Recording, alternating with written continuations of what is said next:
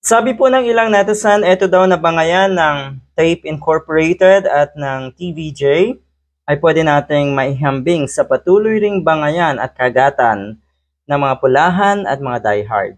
Matagal na itong usapin na ito, hindi pala natatapos, hindi pa rin pala natatapos ang issue na itong TVJ at ng Tape Incorporated. Mukhang habang buhay na kayong magbabangayan.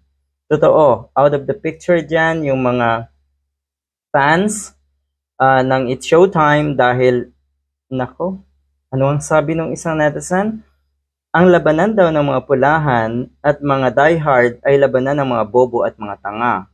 So ito ba ay pwede nating ikumpara sa bangayan nga ng mga fans ng TVJ at ng Tape Incorporated? Ay bahala na kayo. Pero wag ka. Labas dyan ang mga fans ng It's Showtime. Alright. Tape Incorporated publishes a document to prove that they are the rightful owner of Eat Bulaga even until 2033. Ayun. Sila daw ang rightful owner. Yun nga, nanalo ata ang TVJ sa kaso. Kung anumang kaso ang kanilang inihain, complaint ang kanilang ifinail, pero nanalo sila sa paggamit nga ng Eat Bulaga. Hindi naman kaila sa ating lahat na kuno ay si Mr. Joey De Leon ang nag-coin, nag-imbento ng pangalang Eat Bulaga. Alright. So, yon. Hindi nga lang nila niregister. At ang nag-register nga po ay ang Tape Incorporated.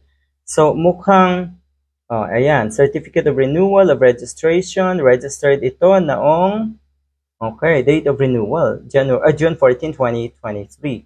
2023. So, matatapos nga ito until June 14 of 2033. 10 taon ang renewal na ginawa.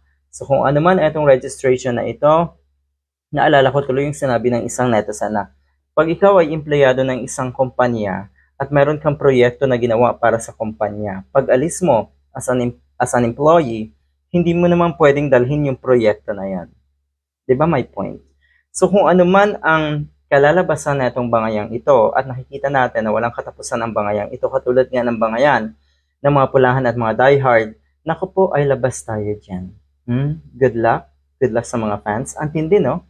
Parehong-pareho talaga. Parehong-pareho ang estilo ng mga to. Okay, pulahan versus diehard, Tape Incorporated fans, at saka TVJ fans. Labas dyan, kaming mga kapamilya. Dahil hindi ganyang kababang uri ang laban na gusto ng mga kapamilya. Good luck.